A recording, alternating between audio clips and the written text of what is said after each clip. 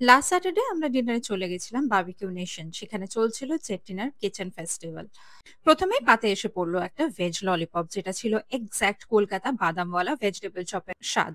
তারপরে তন্দুরে বসে গেল ভেজ কাবাব, পানির, পাইনাপল, মাশরুম, সোয়া চাপ, এটা একটা আলু টিক্কি ছিল। সেটা শেষ হতে না হতেই চলে এলো নন ভেজ কাবাব। প্রন আর ফিশ তো আমার ফেভারিট হচ্ছে তার মধ্যে। চিকেন তো আমরা খেতেই থাকি। চিকেন উইংস চলে এসেছিল, ফুচকা যেটা সবটাই ভাগ বসিয়েছিল গুবি। গুবাইয়ের জন্য স্পেশালি চলে এসেছিল মালাই টিক্কা। আমি একটা স্যালাডের প্ল্যাটার নিয়ে এলাম গিয়ে। তার পাশাপাশি চলে এসেছে চিকেন 65।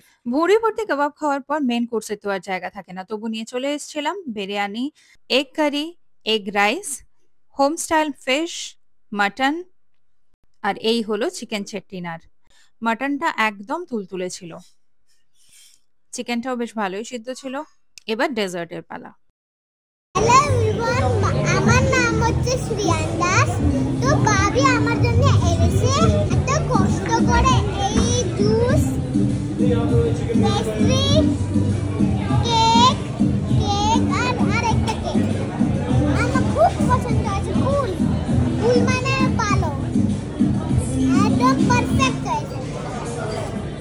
মা আর সর্বশেষে আমার ভ্যানিলা আইসক্রিম উইথ গোলাপ জামুন। তো তোমরাও এই পূজায় বারবিকিউ নেশন যেতে একদম ভুলো না। চলো, হ্যাপি পূজা।